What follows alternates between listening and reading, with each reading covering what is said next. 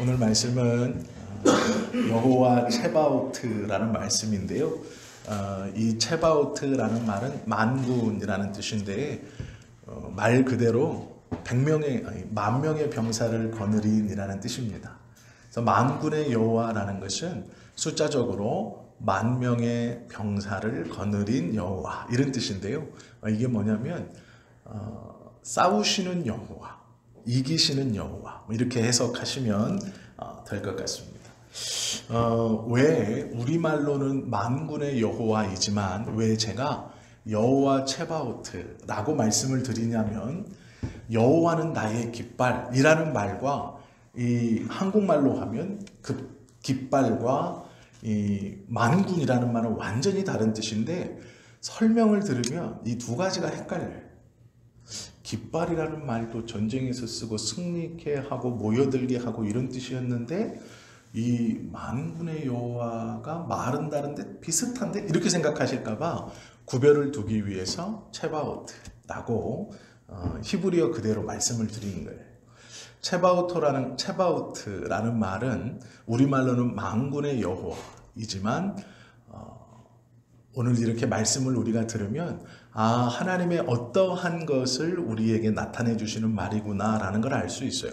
정확한 뜻은 만군이 아닙니다. 이렇게 단어적으로 탁 명시될 수 있는 어떠한 것이 아니에요.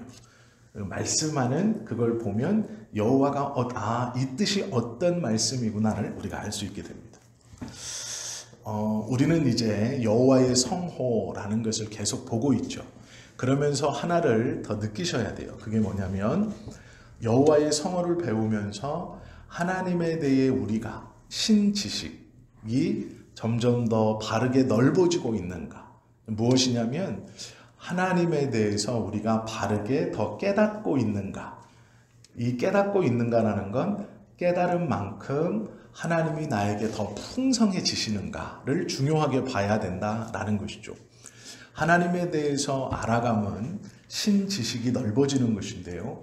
이것이 넓어지는 것이 우리의 목적이 아니라 하나님을 알아가면서 그분을 더 신뢰하고 하나님에 대한 믿음이 더 단단해지고 성장시켜 가는 것을 위해서 우리가 이렇게 알아가고 있는 것이죠.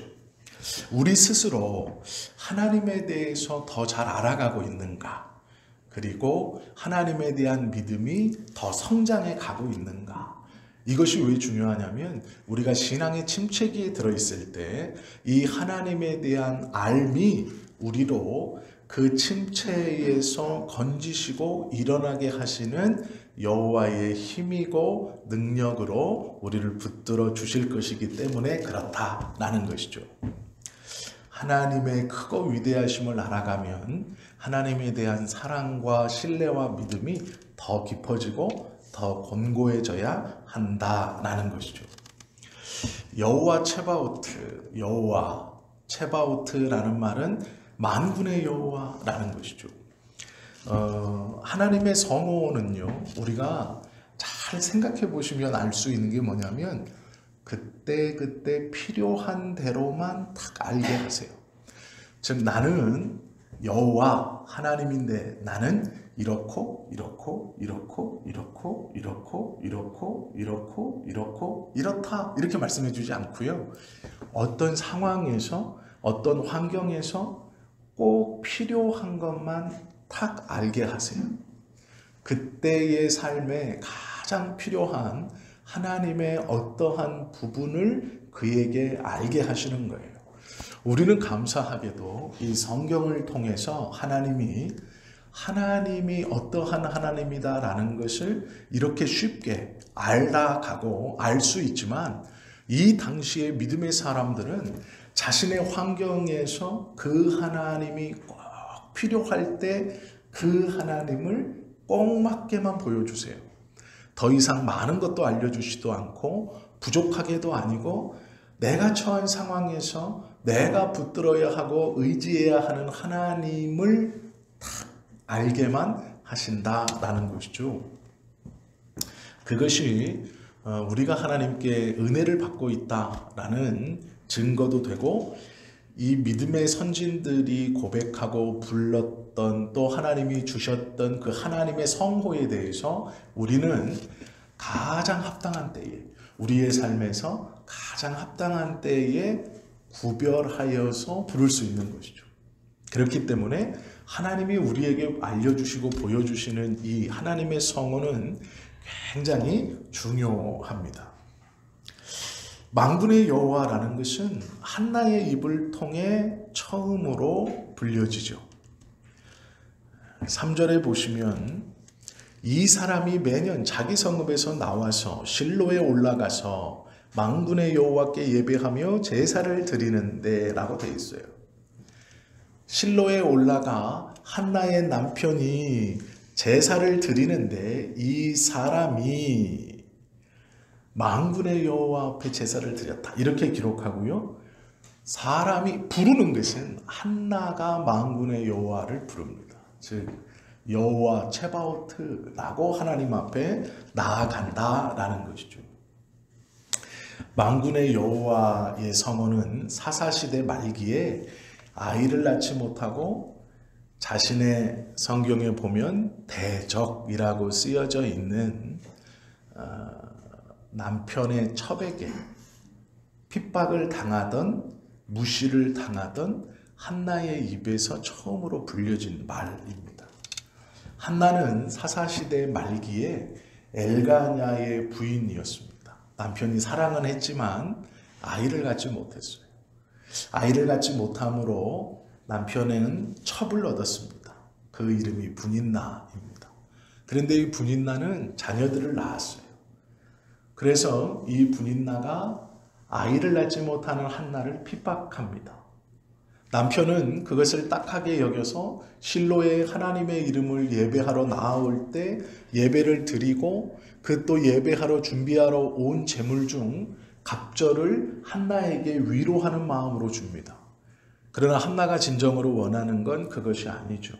분인나가 자기를 계속 괴롭히고 어렵게 합니다. 그런데 이걸 이겨낼 수가 없어요. 왜 이겨낼 수가 없냐면 이 분인나의 압제와 핍박을 이겨내는 건 자기에게 아들이 나와서 이 엘가냐의 후계자가 될 때만이 이 압제와 핍박을 조용하게 할 수 있어요. 시간이 지나면 지날수록 한나가 아무리 몸부림을 쳐도 자신의 육신은 늙어가고 이 분인나가 낳은 자녀들은 커가므로 엘가냐의 후계자가 분인나가 낳은 아들이 되는 것이 확실시 되면 확실시 될수록 분인나는 한나를 더 핍박하기에 이르는 겁니다. 이게 뭐냐면 한나의 입장에서 시간이 간다는 것은 이 핍박과 고난이 끝나는 것이 아니라 어떻게 이겨낼 수 없는 내 힘으로 떨쳐낼 수 없는 그 핍박과 고난이 계속 강해진다라는 거예요. 그러다가 덜컥 엘가냐가 죽으면 이 한나는 아마 그 집안에서 쫓겨날 겁니다. 살아있을 때도 괴롭혔던 분인나가 남편이 죽었을 때 이 한나를 품고 가지 않는다는 것은 자명한 일입니다. 시간이 갈수록 한나의 입장에서는 이 분인나라는 존재와 자기가 당하는 핍박과 고통과 어려움을 자신의 힘으로 이겨내거나 해결할 수 없다는 것을 더욱더 뼈저리게 실감하는 거예요. 시간이 갈수록 이 핍박이 심해진다는 것은 불보듯 뻔한 일입니다. 그렇기 때문에 자기의 힘으로 이 상황을 이길 수 없고 벗어날 수 없는 상황에 처했던 것이 한나의 사정이죠. 그때 한나가 하나님께 나와서 10절과 11절에 보시면 이렇게 기도하죠. 한나가 마음이 괴로워서 여호와께 기도하고 통곡하며 서원하여 이르되 만군의 여호와여 만일 주의 여종의 고통을 돌보시고 나를 기억하사 주의 여종을 잊지 아니하시고 주의 여종에게 아들을 주시면 내가 그의 평생에 그를 여호와께 드리고 삭도를 그의 머리에 대지 아니하겠나이다 기도하는 겁니다. 여기서 보면 분명히 한나는 뭐라고 기도하냐면 아들을 달라 그래요. 자녀를 주십시오라고 기도하지 않습니다. 아들을 주시면 이게 뭐냐면 하나님 내 문제는 아들이 태어나서 후계자가 돼야 해결되는 문제입니다. 딸을 줘도 해결이 안 되는 거예요. 자녀만 주신다고 해결되는 문제가 아니에요. 한나가 자녀를 주십시오 해가지고 하나님이 아들을 줘서 사무엘이 나온 게 아니고요. 한나가 기도를 아들을 달라고 해요. 자신의 문제의 해결은 딸이 아닌 아들이 태어나야 돼요. 오해하지 마십시오. 딸이 아들보다 귀하지 않다, 귀하다, 뭐 이런 의미가 절대로 아닙니다. 한나는 자기의 힘으로 벗어날 수 없고 이겨낼 수 없고 해결할 수 없는 이 분인나의 압제와 핍박에서 이겨나는 해결의 방법은 자신에게 아들이 태어나 엘가냐의 후계자가 돼요. 그래야 이 핍박을 이겨낼 수 있는 거예요. 한나가 만군의 여호와라고 부릅니다. 어느 때요? 자신의 힘으로 이길 수 없고 해결할 수 없는 어려움 가운데 처해 있을 때 이 이길 수 없고 해결할 수 없는 이 어려움을 이기게 해주시는 분으로 하나님 앞에 부르짖으며 부르는 성호가 만군의 여호와, 여호와 체바오트입니다. 이길 수 없는 싸움, 내 힘으로 해결할 수 없는 이 압제의 문제, 시간이 가면 계속해서 커질 이 고통의 문제, 내 힘으로 감당하거나 이겨내거나 어떻게 하늘이 솟아나는 방법이 없을 때, 하늘이 무너져도 솟아날 방법이 하나도 없을 때, 그때 부르는 거예요. 이 문제를 해결해 주실 여호와, 이 고난과 압제를 풀어주실 하나님, 그 마음으로 여호와 하나님을 부르고 있죠. 그때 불렀던 이름이 만군의 여호와입니다. 만군의 여호와라는 것을 우리가 가만히 보면 지금 이 사무엘상이 사사기, 이 룻기, 그리고 이 사사기를 지나 룻의 이야기가 잠시 들어가 써 있고 사무엘의 이야기가 들어가 있는 것을 우리가 보게 되죠. 이유가 있습니다. 왜 그러냐면 사사기는 하나님의 음성이 이스라엘 백성들에게 전파되지 않았습니다. 이스라엘 백성들이 약속의 땅에 들어왔지만 하나님의 말씀을 잃어버리고 자신의 소견에 옳은 대로 행하던 때입니다. 그리고 자신의 소견에 옳은 대로 행하던 이스라엘 백성들이 그 소견에 옳은 것이 시간이 점차적으로 지나자 하나님을 떠나서 자신들의 힘으로 마음껏 살아보고자 할 때입니다. 우리들의 힘으로 충분히 살아갈 수 있어요. 이 정도의 국력이고 이 정도의 땅덩어리고 이 정도의 생산물이면 우리 힘으로 살아갈 수 있지. 우리가 남들과 비교해서 절대 뒤지거나 부족하지 않지 하고 느끼면서 하나님을 떠나 점점점 자신들의 소견에 옳은 대로 살아가던 그 시기 말미에 그것이 최고조에 이르렀을 때 한나의 입장이 이 이스라엘 백성과 다르지 않은 입장으로 하나님께 나온 것이죠. 왜 만군의 여호와라는 것을 출발시키면서 뜬금없이 한나의 이야기로 출발하느냐, 그리고 그 한나가 부르짖는 여호와가 만군의 여호와이냐, 우리가 이 사무엘 상하, 열왕기 상하를 가만히 읽어보시면 하나님께서 이스라엘 백성들을 도우시는데 이스라엘 백성들 스스로 해결해 나갈 수 없는 것에서 도우시는 하나님, 이기시는 하나님으로 한나뿐 아니라 이스라엘 백성들에게 보여주세요. 그 출발이 한나인 것이죠. 우리가 이 뒤에 나오는 이 동시대에 일어나는 배경을 하나 보시면 알 수 있어요. 다윗의 이야기입니다.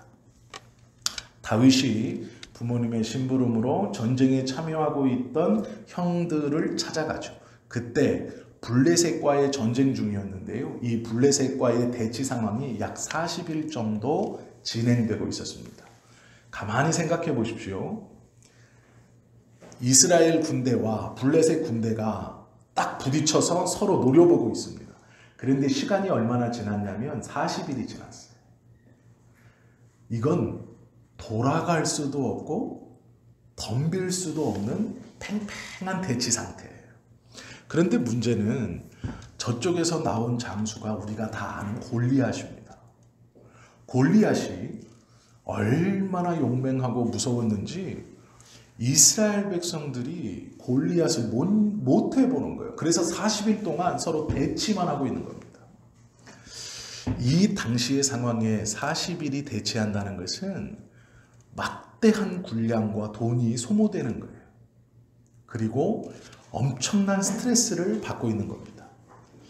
전쟁이 대치 상태에서 하루 이틀도 아니고 40일 동안 서로 대치한다는 것은 엄청난 에너지를 서로 소모하고 있는 거예요.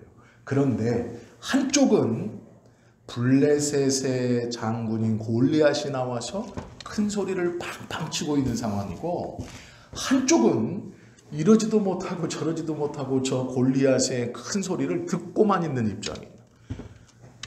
이스라엘이 감당하고 있는 스트레스와 위축됨과 이 눌림은 상상할 수 없는 정도입니다. 만약 골리앗이 성큼성큼 다가와 블레셋이 밀고 들어온다면 이스라엘은 이 전쟁을 이길 가능성이 전혀 없어요. 이스라엘이 유리한 면도 있습니다. 왜 그러냐면 그동안에 이스라엘은 왕이 없었어요.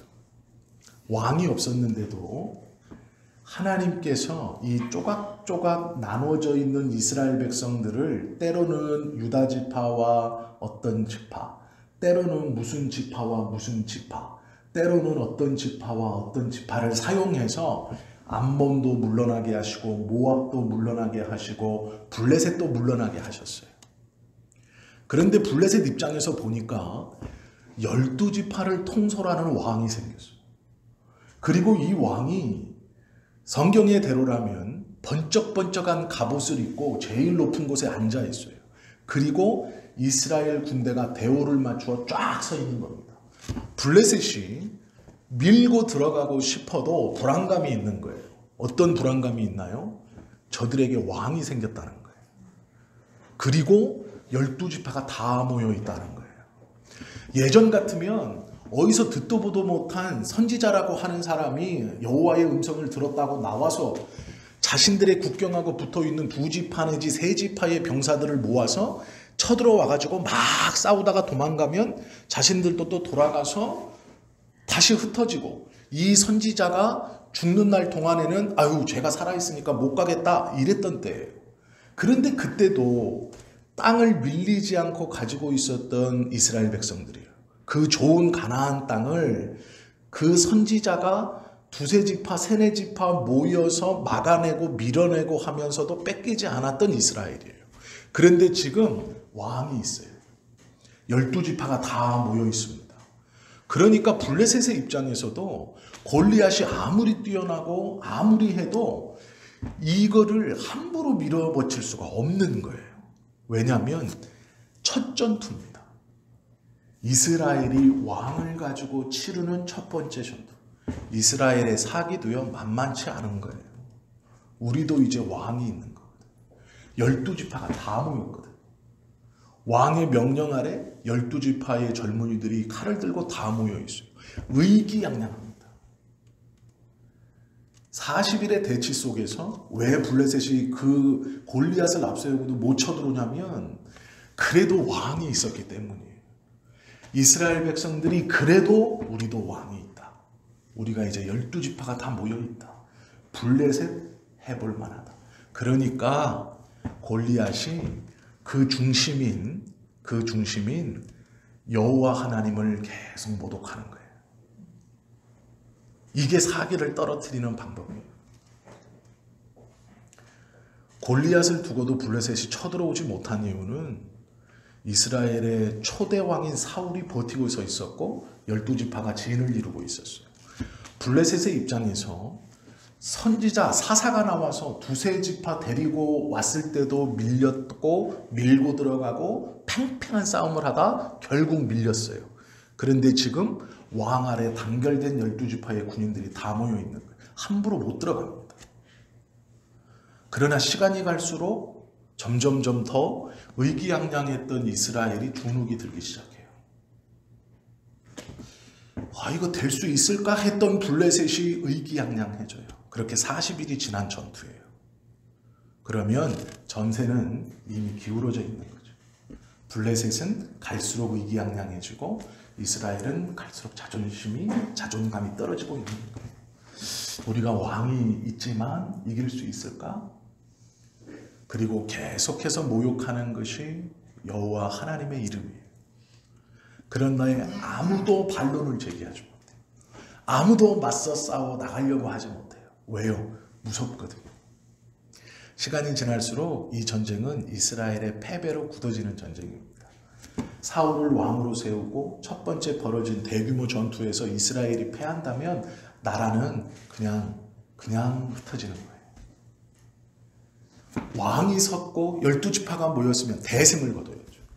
그래야 주변 국가한테 무시하지 마라. 우리 이스라엘이 이렇게 정비가 되었다.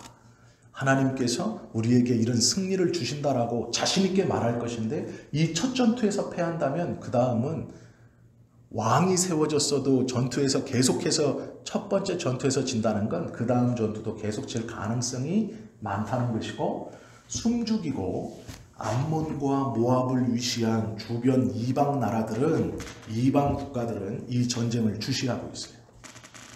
블레셋과 첫 왕을 세운 이스라엘의 전투. 이게 어떻게 될 건가? 여기서 이스라엘이 블레셋을 팍 밀어내버리면 쟤들의 힘이 강력해졌구나. 왕이 서더니 더 새로운 나라가 됐구나 라고 조심하고 뒤로 물러날 것이지만 이 전투에서 블레셋에 깨진다면 이스라엘은 그냥 이제 막 쳐들어오는 거야. 아무것도 아니네 이것들. 이 첫 전투가 굉장히 중요합니다.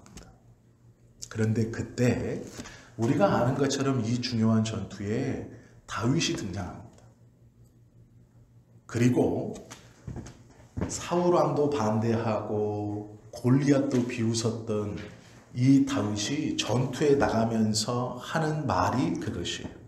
다윗이 블레셋 사람에게 이르되 너는 칼과 창과 단창으로 내게 나아오거니와. 다윗의 첫 마디가 나는 만군의 여호와 예 이름 곧 내가 모욕하는 이스라엘 군대의 하나님의 이름으로 내게 나아가노라 라고 뛰어가는 거예요. 만군의 여호와. 어떤 전쟁에서요? 이길 수 없는 전쟁. 시간이 지나면 패색이 짙어지는 전쟁. 왕도 세웠고 12지파가 모였지만 골리앗 하나 때문에 못 쳐들어가고 점점점 시간이 지날수록 자신감이 잃어가는 전쟁. 자신들의 힘으로 떨쳐 일어나서 와 해볼 수 없는 그 전쟁. 40일 정도가 지났기 때문에 이제 역전할 수 있는 어떠한 가능성도 없고 저쪽에서 밀고 들어오면 그냥 밀려 패배해야 하는 전쟁. 그 전쟁에서 다윗이 이 사무엘상 17장에 보면 골리앗을 쓰러뜨리고 그 몸에 무기가 없었더라라고 기록되어 있어요. 몸에 무기가 없었더라. 그러면서 뛰어나가면서 소리 지르는 첫 번째 말이 뭐냐면 만군의 여호와. 이길 수 없는 전쟁을 승리케 하시는 여호와라는 뜻이에요. 내 힘으로 할 수 없는 일을 가능케 하시는 여호와. 이 압제와 이 누름과 이 고통에서 이기게 하시는 여호와. 그때 부르는 것이 만군의 여호와. 여호와 체바오트라는 말이에요. 한나가 분인나의 괴롭힘에서 자기의 힘으로 이것을 해결하거나 일어나거나 떨쳐낼 수 없는 고통 가운데 불렀던 이름. 이스라엘 백성이 자신들의 힘으로 물리칠 수 없고 이길 수 없는 전쟁에서 부르며 나갔던 이름. 그것이 만군의 여호와예요. 여호와는 나의 깃발입니다와는 조금 다른 의미입니다. 이걸 똑같다고 보시면 안 돼요. 만군의 여호와라는 것은 내가 할 수 없는, 내 힘으로 이길 수 없는 것에서 이기시게 하는, 내가 내 힘으로 할 수 없는 것을 할 수 있게 승리로 이끌어 주시는 여호와를 부를 때 붙드는 이름이 만군의 여호와예요. 할 수 없는 것을 하게 하시고 승리할 수 없는 것을 승리케 하실 때 내가 부르는 이름이에요. 그때 붙잡는 것이 만군의 여호와라는 말씀이죠. 이렇게만 알려주셨냐? 그렇지 않아요. 선지자들도 성경에 보시면 이 만군의 여호와라는 이름을 부릅니다. 그런데 부를 때 우리가 첫 번째 알았던 것, 만군의 여호와는 내가 이길 수 없고 할 수 없는 일을 하게 하시는 하나님, 고통과 압제를 내 힘으로 벗어날 수 없을 때 그것을 벗어나게 하시고 승리케 하시는 하나님의 이름으로 불렀어요. 그리고 두 번째는 이 만군의 여호와를 선지자들이 이스라엘 백성들에게 돌아오라 심판주 하나님으로 부를 때 이 만군의 여호와라는 이름을 사용합니다. 북이스라엘을 향해서 이사야 선지자가 이사야서 1장부터 66장까지 한 장에 한 번꼴로 약 61번 만군의 여호와를 언급합니다. 그러면서 뭐라고 그러냐면 돌아와라. 이스라엘이여 돌아와라 라고 말해요. 남유다를 향해서 선지자 예레미야 1장부터 52장까지 83번 만군의 여호와라는 이름을 거론합니다. 그러면서 하는 말이 똑같아요. 돌아오라 라는 말이에요. 왜 돌아와야 되냐? 돌아오지 않으면 만군의 여호와가 심판할 것이다. 이사야 선지자가 북이스라엘을 향해서 61번 만군의 여호와를 언급하면서 너희는 돌아와야 한다. 그렇지 않으면 만군의 여호와가 심판하실 것이다. 남유다를 향해서 예레미야가 83번이나 만군의 여호와를 언급하면서 너희는 돌아와야 한다. 그렇지 않으면 여호와께서 심판하실 것이다. 라고 말할 때 만군의 여호와의 이름을 거론하며 그 이름으로 선언합니다. 가만히 보세요. 만군의 여호와는 승리케 하시는 여호와, 할 수 없는, 내 힘으로 할 수 없는 것을 이루시는 여호와, 내 힘으로 이 고통과 압제를 끝낼 수 없을 때 우리가 붙드는 이름이 여호와 체바오트, 만군의 여호와예요. 그런데 이 여호와 하나님이 심판의 하나님이시라는 거예요. 돌아오라. 그렇지 않으면 이길 수 없는 전쟁을 이기게 하시고 네가 해결할 수 없는 것을 해결케 해주시는 여호와께서 해결해 주시는 여호와가 아니라 심판의 여호와로 너에게 온다라. 이 두 가지를 성경에서 우리에게 말씀하고 있죠. 그런데 놀라운 것은요, 에스겔하고 다니엘서에는 만군의 여호와가 없어요. 에스겔하고 다니엘서에 보면 만군의 여호와라는 말이 없어요. 아니, 이 좋은 말을 선지자 에스겔하고 다니엘은 안 써요. 부르지 않아요. 정확히 말하면 부르게 안 하셨어요. 왜요? 만군의 여호와는요, 투쟁의 과정에서 부르는 거예요. 포기하지 않았을 때, 끝나지 않았을 때, 내가 하나님 내 힘으로 할 수 없지만 이 분인나의 압제에서 벗어나고 싶습니다 하고 하나님 앞에 포기하지 않고 한나가 울면서 매달리고 통곡하며 부를 때 부르는 이름이에요. 에스겔과 다니엘은 이미 국가가 망해서 포로로 끌려간 이유입니다. 끝났어요, 전쟁이. 70년 해야 돼요. 그때는 만군의 여호와가 안 나옵니다. 우리가 하나님을 만군의 여호와라고 부를 때 그 만군의 여호와가 우리에게 승리의 하나님이 되시는 비결은 내가 포기하지 않을 때. 이 압제는 어쩔 수 없어요. 이거는 이길 수 없어요. 내 삶, 내 나이, 내 건강 상태, 내 경제 사정, 내 무엇을 봐서 이 고통과 압제와 힘듦과 어려움은 해결될 수 없어요. 포기하면 만군의 여호와는 없어요. 상황이 끝나면 부를 수 없어요. 불러도 대답치 않으세요. 에스겔과 다니엘에서 만군의 여호와가 없다는 것은 이미 나라는 망했고 저항은 끝났고 포로로 끌려가서 70년 살아야 돼요. 아무리 불러도 하나님은 승리케 하지 않아요. 왜요? 끝났기 때문에. 아무 때나 만군의 여호와를 부른다고 승리할 수 있는 게 아니에요. 투쟁 중에, 포기하지 않는 중에, 의가 꺾이지 않은 중에. 블레셋과의 대치에서 이스라엘 백성이 돌아갔다면 다윗이 만군의 여호와의 이름을 부르고 나아갈 수 있습니까? 아니요. 그냥 죽는 거예요. 시간이 가지만 40일이 지났지만 대치하고 있는 거예요. 이러지도 못하고 저러지도 못하고 있지만 그것은 그 자리를 지키고 있다는 것은 아직 이 전쟁을 포기하지 않았다는 거예요.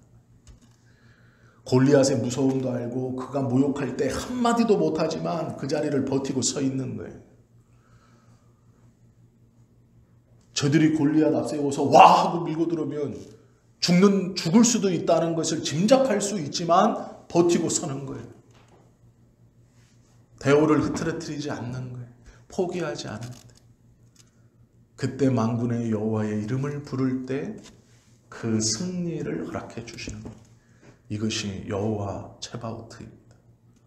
다 끝난 다음에 의도 꺾이고 전쟁도 패하고 망한 다음 아무것도 없을 때 아이고 내가 몰랐네. 만군의 소용없어요. 하나님의 역사는 일어나지 않아요. 그때는. 승리케 하시는 여호와, 심판의 여호와, 우리가 포기하지 않고 부를 때에 역사하시는 거예요. 그것을 기억하셔야 됩니다.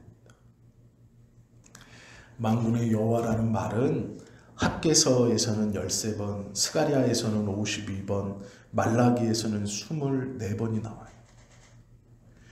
계속 만군의 여호와를 불러요. 선지자들이. 왜요? 선지자들은 포기할 수 없거든. 선지자들은 이 백성을 포기할 수 없거든. 학개는 2장으로 되어 있어요. 그런데 그 2장에 13번을 부르고 스가랴에서는 14장으로 되어 있는데 52번을 불러요. 말라기는 4장으로 되어 있는데 24번을 불러요. 왜요? 포기할 수 없으니까. 선지자들은 이스라엘 백성들이 타락하고 하나님을 떠나고 성전은 황폐케 되고 하나님께서 이렇게 해라라고 말하는 레위인들조차도 다 떠나서 성전이 텅텅 비어 아무도 없을 때조차도 선지자들은 이스라엘 백성들을 포기할 수 없어요. 그래서 불러요. 만군의 여호와. 계속 불러요. 만군의 여호와. 이스라엘 백성들은요 돌아오지 않아요. 그렇게 선지자들이 이스라엘 백성들을 포기하지 못해 13번, 52번, 24번 계속 여호와 체바오트 우리의 민족을 살려주십시오. 하나님 우리 민족을 포기하지 마십시오. 하나님 우리를 불쌍히 여겨주십시오. 이겨낼 수 없는 타락, 이겨낼 수 없는 이 국가의 멸망 앞에서 하나님 성전이 회파되는 이 상황에서도 우리를 포기하지 마십시오. 선지자들이 계속 불러요. 만군의 여호와. 문제는 하나님이 응답하지 않아요. 선지자들은 포기를 못했는데 이스라엘 백성들은 잊어버렸어요. 하나님.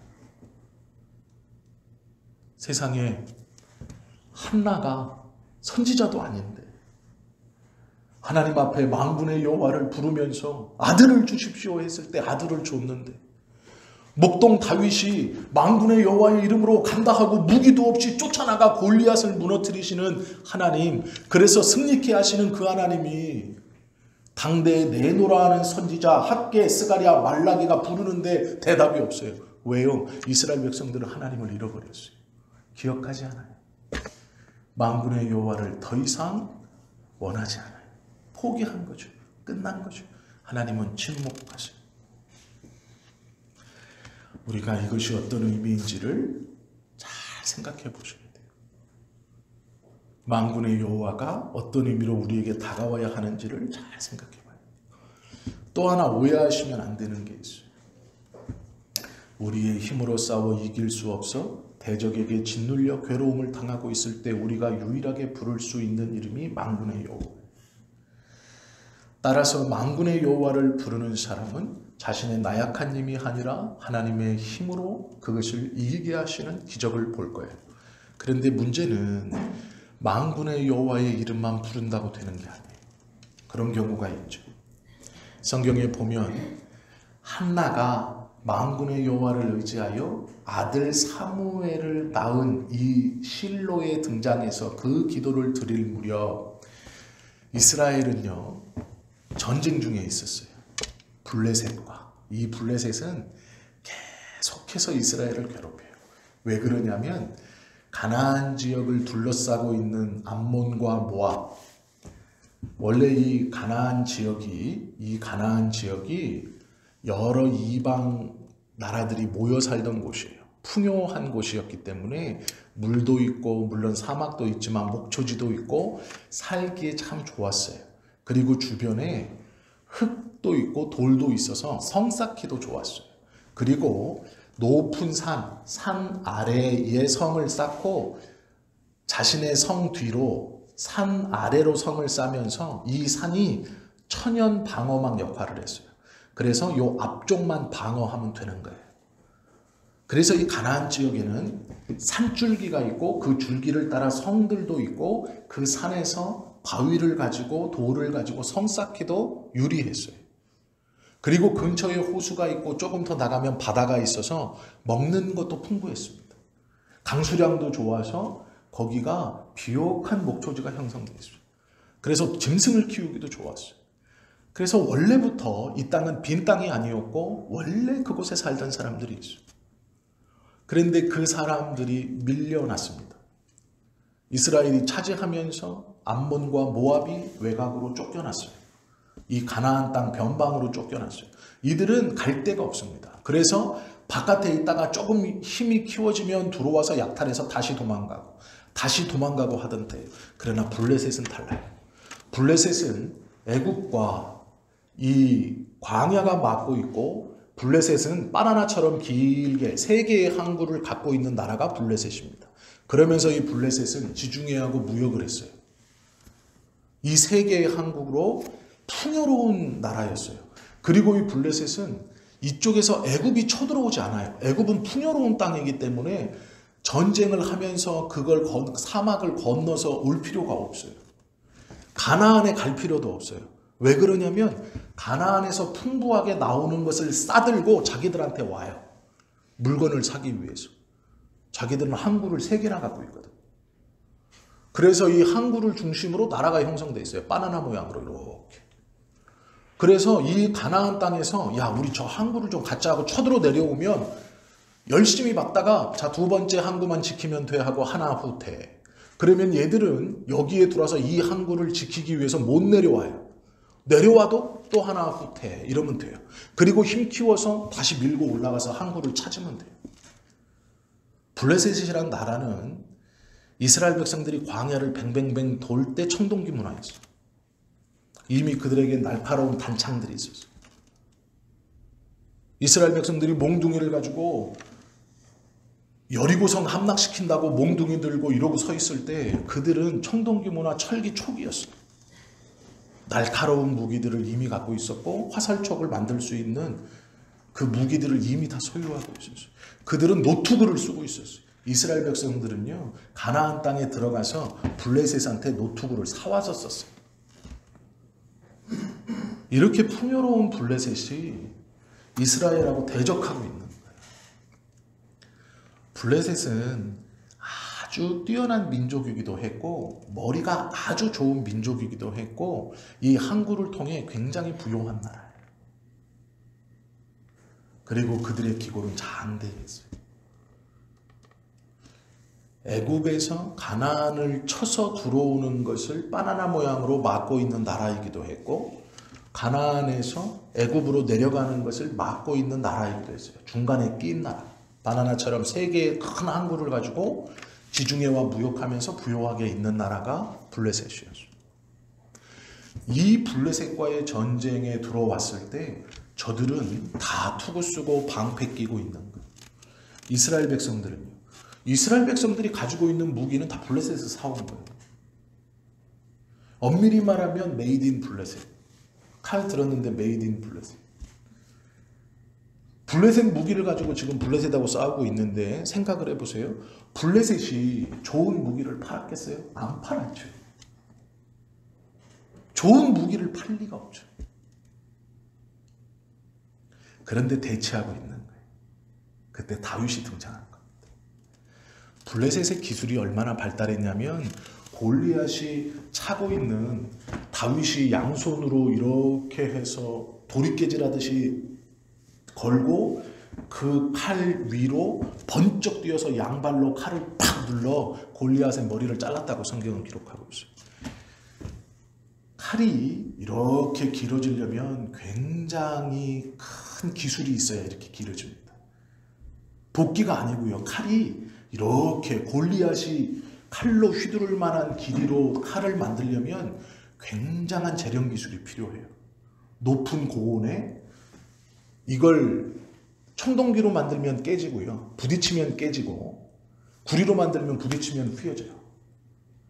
그런데 골리앗이 이거를 무기로 썼다는 건 철기를 가지고 이걸 만들었다는 얘기예요. 그것도 큰 거. 다윗이 두 손으로 질질 끌어야 되는 만한 무겁고 큰 칼을 만들었다는 건 블레셋의 이 기술이 굉장히 앞서갔다는 걸 얘기하는 거예요. 이스라엘은 따라갈 수 없는 기술입니다. 그 두 나라가 지금 전쟁한다고 붙어 있는 거예요. 그런데 문제가 생겼어요. 이스라엘이 전쟁에서 판판이 집니다. 질 수밖에 없죠.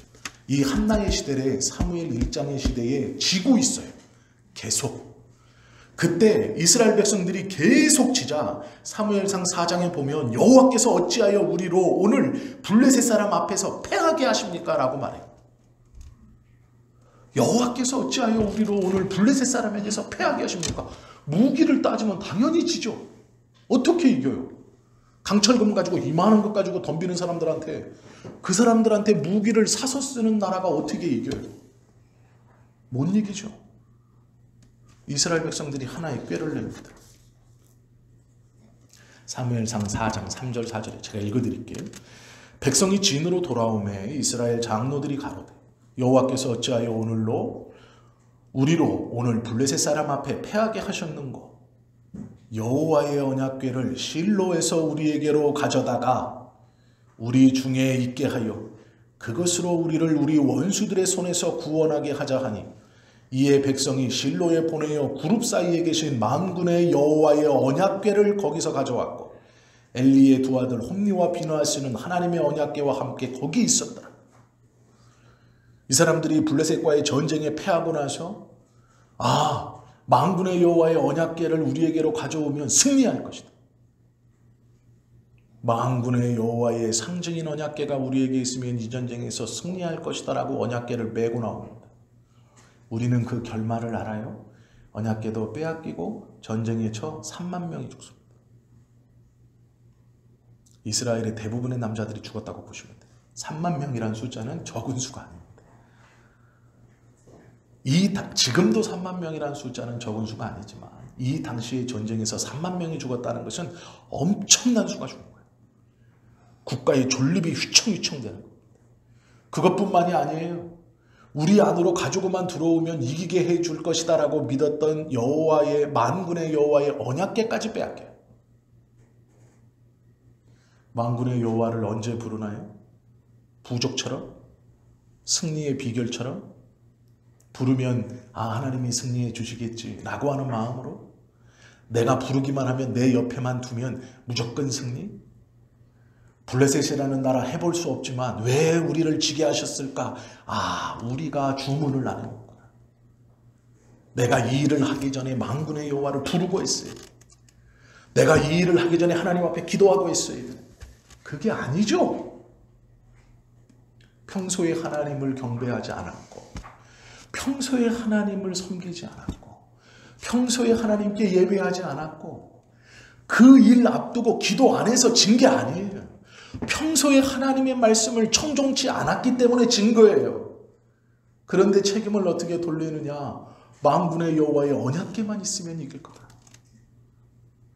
그러니까 그 언약궤도 뺏겨버려요. 3만 명이나 죽어요. 홈니와 비느하스가 죽어요. 제사장은 그 얘기를 듣고 놀라서 자빠져 목이 부러져 죽어요. 이건 국가가 망한 겁니다. 나라가 망하는 거예요. 여호와의 이름을 만홀히 여기고 평소에 자신들의 행실을 돌아보지 않고 자신들의 믿음을 회개하지 않고 그저 가까이만 있으면, 내가 거기만 가면, 그것만 참석하면, 주문처럼 그것만 부르면, 이 일 전에 내가 만군의 여호와만 부르면 해결될 것이다. 아니에요. 비참한 결과를 맞이할 줄 몰라요. 국가의 근간이 흔들리는 일을 경험하게 될지도 몰라요. 하나님이 우리에게 당신의 성호를 알려주시는 것은요, 장점과 단점이 있어요. 명과 암이 있어요. 장점은 바른 믿음으로 바르게 부르면 그 알려주신 역사가 우리에게 일어나지만, 잘못된 믿음으로 잘못된 생각으로 부르면 그 하나님의 역사가 저에게 일어나요. 원수에게. 하나님께서 우리로 하나님의 지식을 넓혀 주시는 것은 우리에게 놀라운 복을 주시려 하심이지만, 분명히 이스라엘 백성들에게 보여주셨던 것처럼 만군의 여호와는 승리케 하시는 하나님이지만 그 만군의 여호와는 심판하시는 하나님이에요. 여호와 츠바오트는 포기하지 않는 이스라엘 백성 믿음을 가지고 끝까지 하나님의 승리를 소원하며 부르는 이름에게 승리이지만, 평소에 그가 하나님의 이름을 망령되이 여기고 하나님의 뜻을 외면하고 자기 멋대로 마음대로 살다가 어떤 일을 당한 후에 내가 여호와만 붙들면 되겠지라는 요행한 마음으로 여호와를 찾으면 그 가지고 있는 건 모든 것들을 잃어버리는 심판의 여호와로 임할 수도 있다라는 것. 하나님의 이름 부르기를 조심스럽게 해야 돼. 나의 믿음과 나의 행실과 나의 신앙을 돌아본 후에 불러야 되는 거예요. 이건 주문이 아닙니다. 우리의 정결케 깨끗게 된 후에 하나님 앞에 예배하고 통회하는 마음으로 그 하나님 앞에 통함을 온전히 토로하고, 우리의 입에서 하나님께서 성령으로 말미암아 만군의 하나님 여호와여, 나로 이 일을 해결할 수 있도록 이것을 이루어 주옵소서 할 때 이루어지는 거예요. 왜 내가 이것에서 졌지? 왜 내가 이 일이 벌어졌지? 아, 내가 하나님을 안 부르구나. 그게 아니라, 그렇게 오해하면 하나님은 심판의 하나님으로, 똑같은 여호와 츠바오트가 승리의 하나님이 아니라 심판의 하나님으로 다가오신다. 하나님의 이름을 안다는 것은 감사와 기쁨과 은혜와 함께 두려움과 경외도 우리가 가질 수 있어야 돼요. 이것만 외우면 다 됩니다. 주문처럼 하나님을 그렇게 우습게 여기시면 안 돼요. 그렇게 가볍게 여기시면 안 되는 거예요. 만군의 여호와를 기억하십시오. 어느 때 우리가 하나님 앞에 포기하지 않고 체념하지 않는 하나님께서 주시는 그 희망의 끈을 놓지 않고 하나님에 대한 소망을 끝까지 놓지 않고 내 힘으로 할 수 없는 이것을 이루시는 하나님, 만군의 여호와여, 나를 불쌍히 여기소서. 그리하여 나의 이것을 낫게 하여 주시고 나의 이것을 채워주시고 나의 이것을 허락하여 주십시오 할 때 하나님께서 회복시켜 주시고 채워주시고 부어주시는 거예요. 그런 것 없이 주문처럼 하나님의 이름을 망령되이 부르면 우리 하나님이 죄 없다 아니할 것이다 라고 심판의 하나님으로 오시는 것. 그러나 우리는 그리스도의 은혜로 하나님 앞에 의롭다 부르심을 받는 사람들이죠. 우리는 먼저 하나님의 말씀을 받을 때 두려움으로 받을 사람이 아니에요. 무서움으로 받을 사람이 아니에요. 예수 그리스도의 십자가의 은혜를 의지하여서 이것을 의심 없이 은혜로 받고 이것을 의심 없이 하나님의 은혜의 음성으로 받을 때 시편 46편 11절 말씀처럼 만군의 여호와께서 우리와 함께 하시니 야곱의 하나님은 우리의 피난처시로다 라고 우리도 고백하실 수 있을 거예요. 우리의 믿음의 고백이 예수 그리스도의 십자가의 은혜를 붙들고 고백한다면 하나님은 우리의 허물을 깨끗이 사하시고 한나에게 응답하셨듯 다윗에게 응답하셨듯 그 응답을 주실 거예요. 그러나 우리가 예수님의 십자가의 은혜를 잃어버리고 나의 의나 나의 어떠함을 붙들고 하나님의 이름을 이렇게 부른다면 그것은 심판의 하나님으로 우리에게 오십사 하는 것과 같은 거예요. 여호와의 성호는 하나님의 이름, 그 예수 그리스도의 이름을 통해서만 우리에게 은혜로 다가올 수 있어요. 이제 앞으로 우리가 2번 정도 더 여호와의 성호를 함께 나누고 이제 마치려고 하는데요. 원래 이것을 제가 신년에 1월 1일부터 신년에 함께 나누려고 했었는데 신년이 되기 전에 우리가 함께 나누고 새해에는 그런 하나님을 소망하고 바른 하나님을 붙들고 하나님의 은혜 아래 살아가면 더 좋을 것이다 라는 기도하는 중에 그런 마음을 주셔서 이렇게 미리 나누고 있습니다. 하나님의 성호를 알아감으로 우리의 신앙이 온전하게 자리 잡고 바르게 하나님을 의지할 수 있는 저와 여러분 되시기를 예수님의 이름으로 축원합니다. 기도하겠습니다.